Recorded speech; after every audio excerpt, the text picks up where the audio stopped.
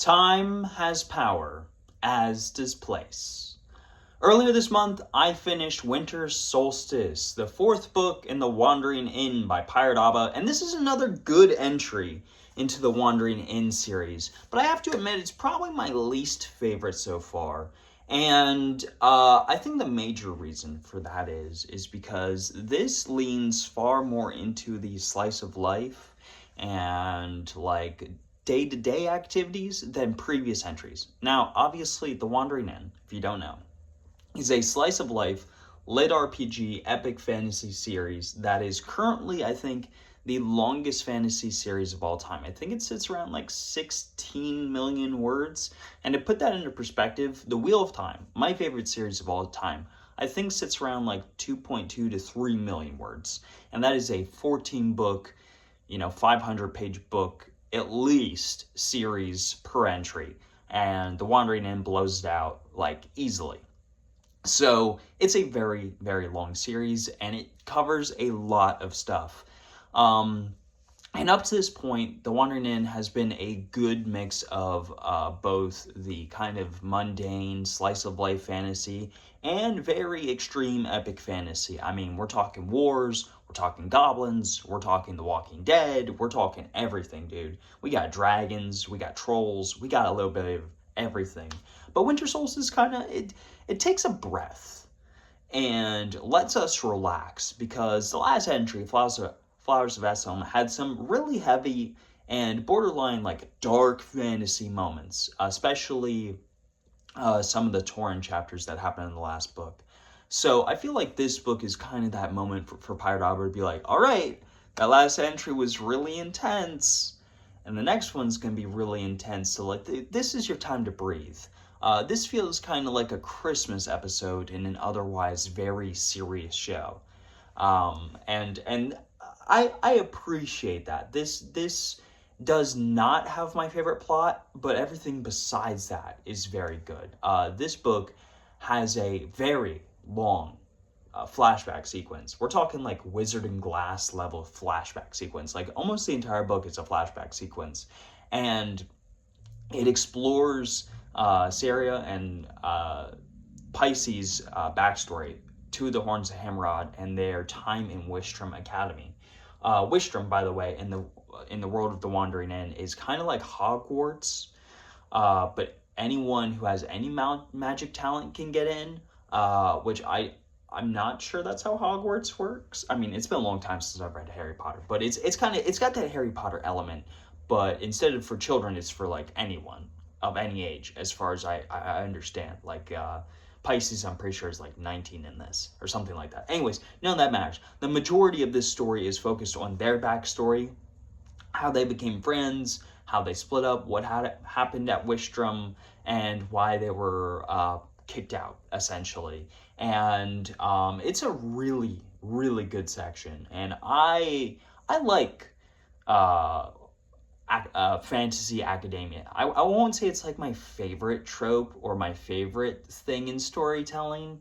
I feel like you have to be a really good writer to pull off fantasy academia well, because sometimes it can get really redundant and just be like, I studied this spell today, and this boy in my class, I think he likes me, or this girl in my class, I think she likes me. It can get like that, where it's just like, I think we're writing like high school story with fantasy over top, but that doesn't happen here. This is just explaining what is happening, the bond between Saria and Pisces, and kind of what goes down between them, and why they, split up in the first place. And it's really, really good. Besides that, though, a lot of this is kind of more the slice of life. It's kind of tying up certain plot events up to this point, like Aaron going back to the Wandering Inn after being in a different city.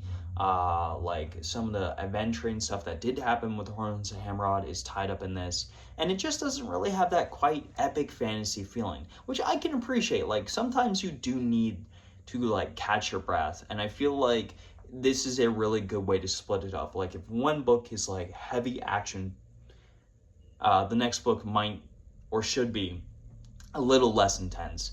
But also, what's amazing about this book is the fact that even though it's less, I think, pushing the major plot forward, which up to this point has been surrounding the goblins and some other huge events that I don't really want to discuss because they're huge spoilers for this series. If you haven't read it yet, I don't want to give it away.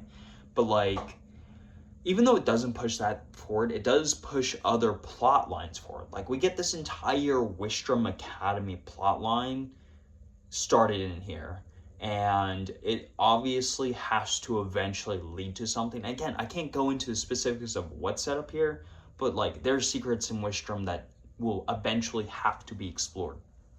There's stuff with the Antinium that has to be explored. There's stuff with other cities that eventually has to be explored. And behind it all, you can still kind of feel that threat from the goblins, which is, up to this point, I would say the major overarching villain so far in this series is this one tribe of goblins who are kind of going on a rampage. So like, even though it's more relaxed, there are still like huge epic fantasy plot points that are being set up into the future.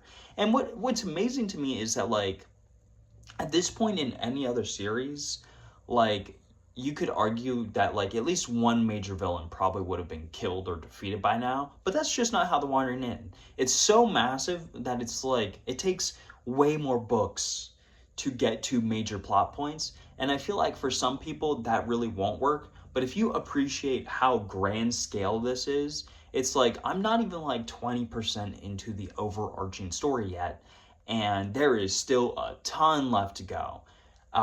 So yeah, it's just one of those things where it takes a while, the pace is slower, and I feel like you can really kind of feel that in this one, but there's so much about the story that is still like worth reading. Like, if you like character development, if you are okay with staying with characters and just getting to know them and their daily life, this is absolutely going to be for you.